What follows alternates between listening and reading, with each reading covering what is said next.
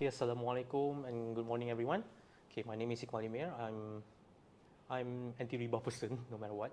Alright, so today I'm with my dearest teacher, Sheikh Imran. Assalamualaikum, Sheikh. Waalaikumsalam warahmatullahi wabarakatuh, Ikmal.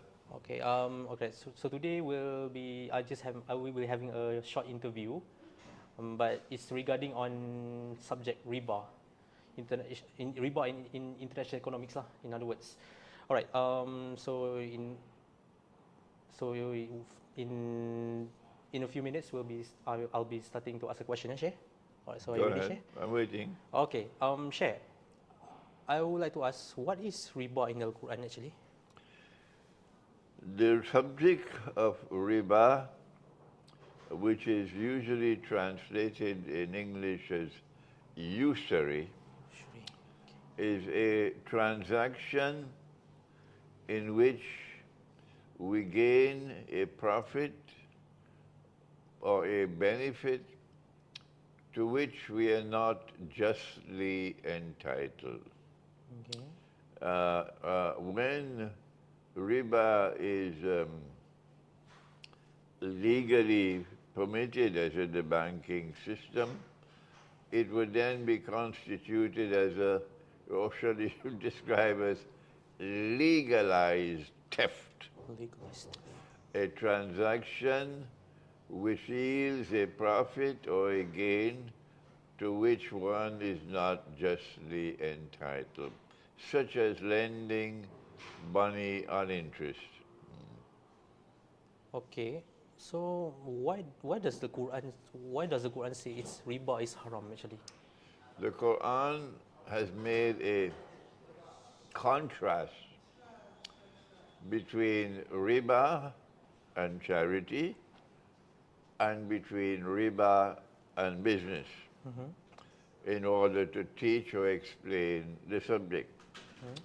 The contrast between riba and charity is to be found in Surah Al-Rum. And when Allah speaks and He says, بَعْدَ أُوذُ بِاللَّهِ مِنَ الشَّيْطَانِ الرَّجِيمِ وَمَا آتَيْتُم مِّن رِبًا لِيَرْبُوَ فِي أَمْوَالِ النَّاسِ فَلَا يَرْبُ عِندَ اللَّهِ وَمَا آتَيْتُم مِّن زَكَاةٍ تُرِيدُونَ وَجْهَ اللَّهِ فَأُولَٰئِكَ هُمُ الْمُضْعِفُونَ.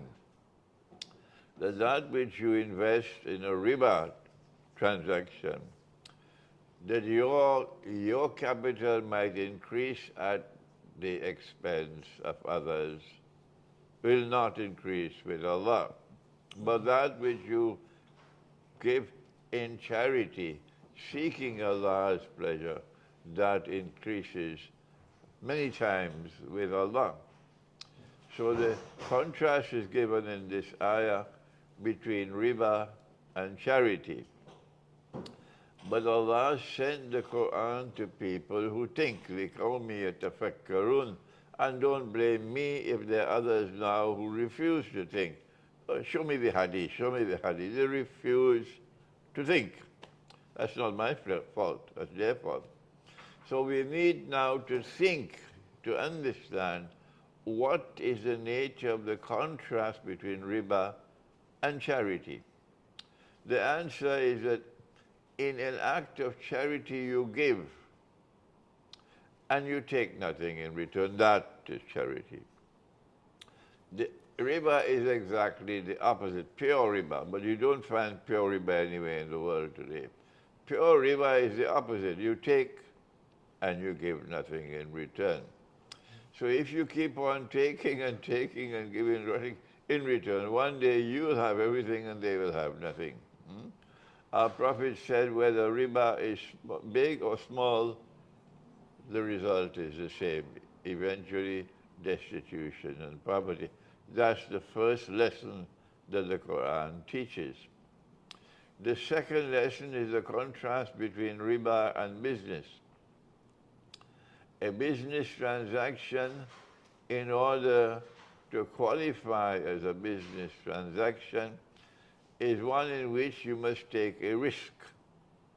You can either make a profit or you can suffer a loss. So you take a risk. And if you are successful, you make a profit, but otherwise you can suffer a loss. So those who are practitioners of riba, they argue that innamal bayu mislu riba, that business and riba are similar, that a riba transaction qualifies as business. But Allah says, no, وَحَلَّ اللَّهُ الْبَيْعَ وَحَرَّمَ الرِّبَى, that Allah has made business halal and riba haram. Now then, what is the difference between business and riba? Allah has sent the Quran to people who think. Don't blame me if they refuse to think. Show me the hadith, show me the hadith. The people who refuse to think. That's their fault, not mine, that they refuse to think. So now we have to think, what is the lesson being given? The distinction between a riba transaction and a business transaction. Answer, the business transaction is one in which you take a chance. You embrace risk. So you can make a profit or you can suffer a loss. But in a riba transaction, you seek to immunize yourself from loss. So whether rain falls or the sun shines, you will not suffer a loss. Windfall. You can only make a profit. That is the elimination of risk. When there is risk, then Allah can intervene in the market and He can take from some and give to others. So the distribution of wealth and the redistribution of wealth is not the function of the government and the state. That's socialism, and socialism is a failure. The distribution and redistribution of wealth is the function of Allah. He gives and He takes as He chooses. But when riba is allowed, you close the door. And Allah will not open that door unless and until you open it yourself. So when an economy is based on riba, wealth will no longer circulate through the economy, because the free and the fair market is now corrupted. It's no longer business at all, because the element of risk is now eliminated. So when an economy is based on riba, wealth will no longer circulate through the economy. The rich will remain permanently rich, and the poor will be imprisoned in permanent poverty. That's very evil scene, isn't it? When we talk about riba, we'll see a lot of nowadays. When here in Malaysia, we have a inequality society now, where the rich become richer and getting richer, while the poor are becoming poor and poorer. That's already happening here in our country now. That nobody can deny it. But somehow, there is when we talk about riba, of course, we cannot run away from the banking system, isn't it? But there are some people, some group, they say that, no worry, we have an Islamic bank. But I don't see that the Islamic bank help people to live off from what happens. Is it proven that also Islamic bank is also another failure? On Judgment Day, those who are practitioners of this so-called Islamic banking will get the surprise of their life, because they wouldn't listen to us now. We are the misguided and they are the truly guided. What a mistake they are making. What they are calling Islamic banking, they should remove the name Islam from it, because it is bogus. If a free and a fair market exists, all transactions are based upon market price. Market price. If a house is on sale for 1 million ringgits, and I don't have the cash to pay for it, and I go to the Islamic bank, the Islamic bank says, no problem. We will buy the house for the 1 million ringgit, which of course is a lie, because the bank never buys the house and owns the house as his own property. That's a lie. They said, we will buy the house for the 1 million ringgit, and we will then sell it to you for 2 million ringgit. Oh, wait a minute. Wait a minute. Unless I have only peanuts in my head, why would I buy from you for 2 million ringgits when the house is available in the market for 1 million ringgits? If it's a cash transaction, you should make an appointment for me to see a psychiatrist. Something is wrong with my head. The answer is no, it's not a cash transaction. The bank is buying it for 1 million and then selling it to me for 2 million in a credit transaction. Wrong. You cannot do that. Cash price and credit price must always be the same.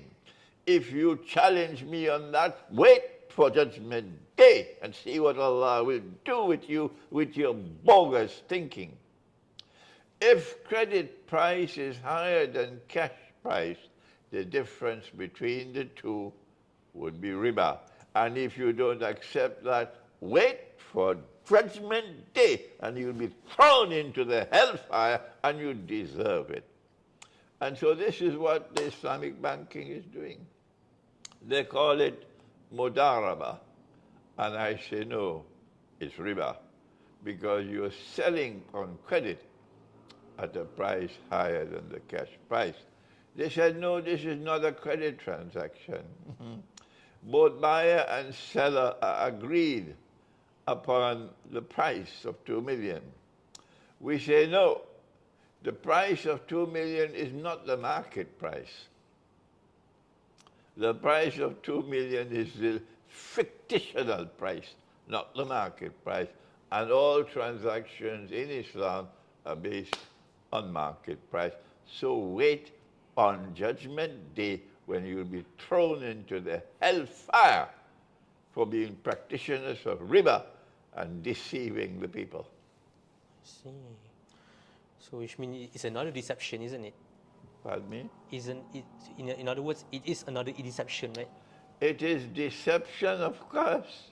I don't know if they are themselves deceived because they are people who have only peanuts in their head, or whether they actually understand what they're doing and yet they're doing it. I don't know. I see.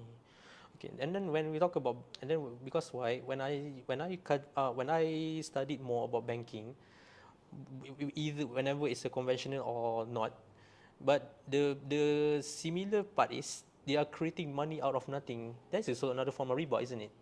The Quran has told us that Allah created us and Allah provided us with the means for buying and selling. Money has 3 functions. 1, to function as a medium of exchange for buying and selling. Number 2, for functioning as a measure of value. And number 3, to function as a store of value. And in the Quran, of course, the Islamic Bank does not know it. And the Islamic Bank does not want to know it, that Allah has put money in the Quran. The word dinar is in the Quran. And dinar is not a fictitious paper money. No, dinar is a gold coin. And a gold coin has intrinsic value. The value of the money is in the money. It's not in George Soros's pocket. And the Quran has the word dirham. But the Islamic Bank does not know that. And nobody is teaching the Islamic Bank. In fact, the Islamic Bank does not want to learn. No. The day an Islamic bank is faithful to the Quran, it will be shut down. Yes. The day you are faithful to the Quran, you will be shut down. And of course, politicians are the last people on the face of the earth to be faithful to the Quran. And so, the Quran has given us money which has intrinsic value. And it is there in Surah Al-Kahf that after 300 years that money could still buy food. Warwick. And what the International Monetary Fund did was to make haram what Allah made halal. And that is defined in Surah At-Tawbah as shirk. And there is a hadith of the Prophet ﷺ in which 999 out of every 1,000 will enter into Jahannam. How could a God who is a kind and merciful God, send 999 out of every 1,000 into Jahannam when he's merciful? He says he will not forgive shirk. So it has to be universal shirk. Only that can explain 999 out of every 1,000 in Jahannam. And here is shirk. The International Monetary Fund has prohibited the use of gold as money. Dr. Muhammad Mahathir was not aware of that before he retired as Prime Minister, because he was making an effort to bring back gold and silver coins, at least for balance of payments, for trade between two countries. And what they did was to make it haram. You cannot use gold as money, mean gold and silver. And therefore this was shirk. And all those who accept what the Islamic International Monetary Fund has done, which is the whole world, because everybody are members of the IMF, will now also be in shirk, except those who proclaim loudly, we reject this. And we reject this money, and we're only using this money because there is no alternative for us. But our preference is to return to the money which is in the Quran, the gold dinar and silver dirham. This money, which has come from the modern Western world, is riba, because it allows them to rip off the rest of mankind. So they are becoming richer and richer while the rest of the world is becoming poorer and poorer. And that is the explanation for the universal economic migrations taking place. Economic migrants, people fleeing the desert to go to the green pastures of the West. We can see now that even some of our Malaysians also are traveling there to find money there. When we talk just now, you just mentioned that the last person to believe in this in riba is the politician.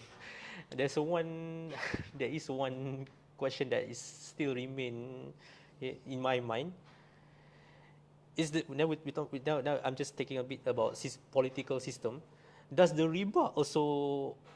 political system nowadays also have a riba inside it? The political system is what has sustained the system of riba. Without the politicians, the bankers will not have the freedom to do what they're doing. So the political system is an essential part and parcel of the economic system, which is also connected with the monetary system. This system of riba will be destroyed. It will collapse when Nabi Isa alayhi salam returns and Imam al-Mahdi is here. And gold and silver coins will return as money. But don't ask the Islamic Bank to be around on that day. May Allah throw them out into the garbage bin on that day We don't want to see your faces on that day when Nabi Isa alayhi salam returns and Imam al-Mahdi comes, and they will restore the money that we accept. And you and your bogus money should go to Jahannam. That's where you deserve to be. Riba is related with Dajjal's subject, isn't it? Riba is related with Dajjal's weapons, isn't it? That's right. The Quran, the Prophet alayhi salatu wasalam said about the time of Dajjal that it will be the time of kathratul riba, prevalence, universal prevalence of riba, and that's where we are today. The Prophet ﷺ also prophesied. He said there will not be anyone in all of mankind who will not be consuming riba. That time will come. And whoever says he's not consuming riba, verily the dust of riba will reach him. Verily the vapor of riba will reach him. That's where we are today. Which means every one of us, even including the paper money itself, right? All of us are in riba, but there is a difference between those who are sheep and cattle and goats and camels and accept the system and they're applauding. Cashless world is coming. That is progress. These sheep and cattle who have nothing in their head but peanuts. And there are others of us who can understand what's happening in the world of money, who are terrified in our hearts to see what is happening, and who are fleeing, withdrawing from society, and seeking security in the remote countryside, seeking to build micro markets where we can make barter to buy and sell through barter, or any other form of money. There's just different forms of halal money, and trying to escape from the cities which are the centers of riba in the world today. Those whose hearts are longing for the city, this is progress. They have nothing in their head but peanuts. Cashless society. There's a one system now they are trying to implement, call it central bank digital currency, if I'm not mistaken. That's right. That's coming. I think, if I'm not mistaken, that it'll probably come after the Great War, which is around the corner, when all these local currencies, including the US dollar and the euro and the British pound, the hard currencies, as well as the others, the Pakistani rupee, the Malaysian ringgit, will all disappear.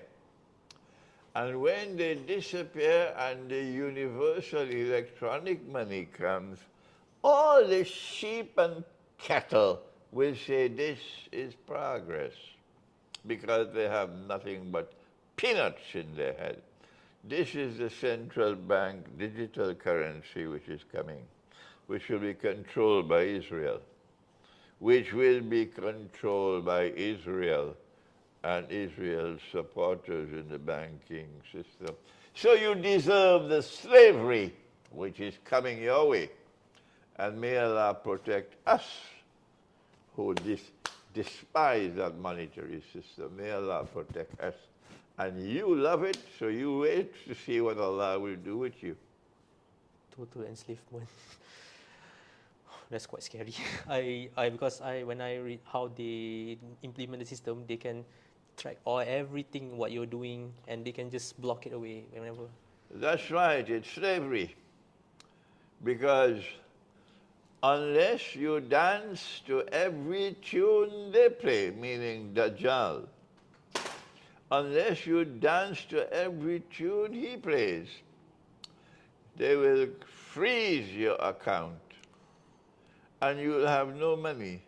They can close your account and seize your money, and you'll have, don't send me a message, Sheikh Imran, what can I do? It's too late for you now. Too late for you now. So you will have to now dance to every tune they play, in order to survive. And you have distinguished scholars of Islam today dancing to every tune they are playing, so that these Islamic scholars can be now popular, and they're photographed high up on a pole on the road to the airport.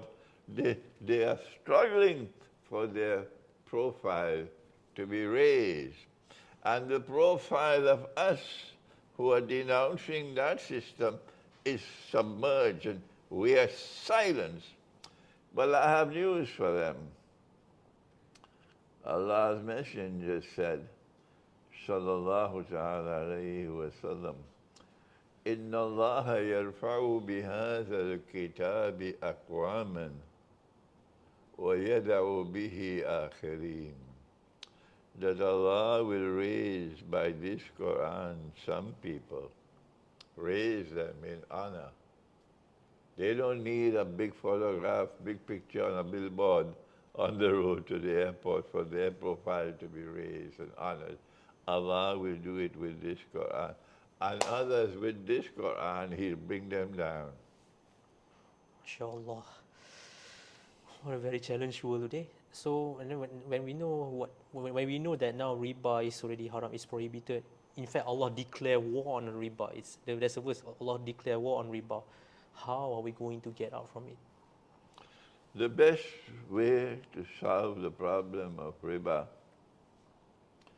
is, first of all, to study the subject. Allah has spoken on the subject in the Quran. Indeed, the very last revelation to come down in the Quran was riba. But we live in a pathetic world today, in which those who want to study the religion devote all their time to hadith and no time to Quran. Number two, even when they want to study the Quran, they lack the methodology for studying the Quran. And so they come up with all kinds of foolish conclusions concerning the Quran. So you have to study the Quran and then study the hadith to the extent that the hadith is in harmony with the Quran, not when the hadith is in conflict with the Quran. But these are people who say, no. No hadith can be in conflict with the Quran. They have only peanuts in their head, and you choose to follow them. You deserve the fate which awaits you. You take leave of your critical thinking, and you allow others to think for you. You're just like sheep and cattle. You deserve the fate which awaits you. But mashallah, we have young people now today in the world, largely because of the internet, who are not afraid to think, who are critical thinkers, who are original thinkers, who dare to think and to seek to extend the frontiers of knowledge. We need a collective effort, not one man, a collective effort, how to respond to riba. Of course, after studying the subject, you can't do anything without something. And clearly in Surah Al-Kahf, you have the philosophy of withdrawal from society. So we withdraw from your monetary system. We withdraw from your cities. We withdraw to the countryside. You have a lovely word in Malay, you call it kampung, the village. And we have a village economy, and we scatter out all over the remote countryside in small communities. And the enemy will bite their teeth in frustration when we have 1 million communities, small, scattered all over the remote countryside because they can't shut us down. And in those small communities, we established a micro market in which we either attempt to restore dinar and dirham for buying and selling, and if we are not allowed to do that, we don't have it, then we have other forms of money and also barter. I see. Sheikh, if I'm not mistaken, you don't have any bank loan, isn't it? No, I have no bank loan. Alhamdulillah. I have no How bank loan, how no. do you live with such way? I don't need to borrow any money from the bank. No, I don't need to borrow any money from the bank. If I don't have the money to buy something, I don't buy it. Yeah. I lived in the United States for 12 years. 12 years. When I left the United States after 9/11, I had a car that was worth $500. Yeah, that's the way I lived. Wow. Okay, there's another two more question, but I'll just only two more question. This whenever they say about riba, when some people argue that riba has a darurah, they say the law of not necessary, but I don't find that inside the Quran that says riba is in darurat. When there is darura, necessity, then the law applies that you're allowed to eat lahmul khinzir when no food is available. But if there is a place where you want to buy a house and you cannot afford to buy it, well, you can rent instead of buying. I lived in the United States for 12 years. I lived in Malaysia for 5 years, and I rented. I know that when I pay my rent, I'm paying my landlord's riba for him. But that is not direct riba, that is indirect riba, okay? Okay. But the solution is to make a contract with Allah, to make a pledge with Allah. I will never borrow money on interest. No. And I will not lend my money on interest by putting the money in a fixed deposit in a bank. And if you are faithful to your pledge, Allah can help you to survive. So it's Allah's help, isn't it? If you are faithful to your pledge, Allah can help you to survive. Yes, but they say darura.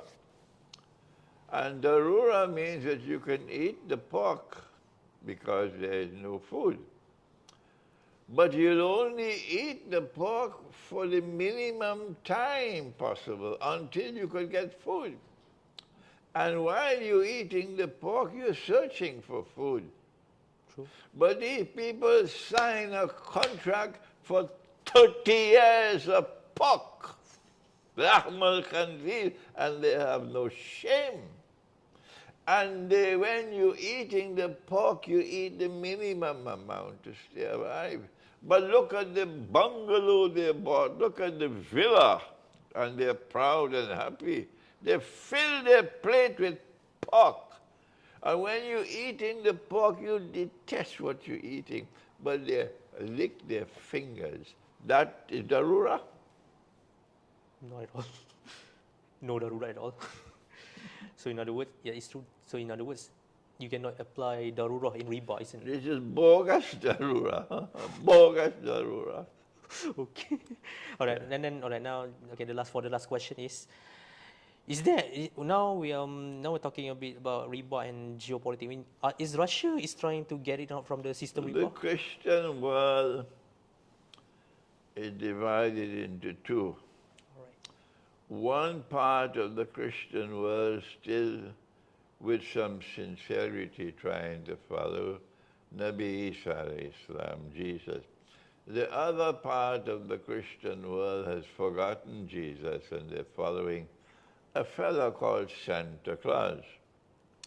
That part of the Christian world is sunk in riba and are the main sponsors of riba in the world today. This part of the Christian world, which is still seeking to study, to follow Jesus, have forgotten what is riba. And it is the function of this ummah now, using hikmah, wisdom, to try to teach them the subject. I am doing that. And then what is BRICS now? Is there any such system which are challenging the riba system like BRICS? Okay, this is the last question. Yes, that's the last one. China might be a communist country. True. But China is showing the greatest capacity to resist the economic oppression and monetary oppression that is coming from the West. Chinese banks may still be operating with interest, yes, but China is leading this struggle to give to the world a new monetary system and therefore a new economic system. And if without China you could not have BRICS, it is the alliance between China and Russia, Russia with the military power and China with the economic power, which is today presenting the first credible threat to the monetary and economic system that our prophet prophesied as the mountain of gold which will come out from the river Euphrates. But my critics don't understand that. So I thank you, Ikmal, for this interview today. It's a short one, but it has been an interview on a very important subject of riba, yes. Thank you very much, Sheikh. You're for welcome. Okay, Assalamu alaikum. Thank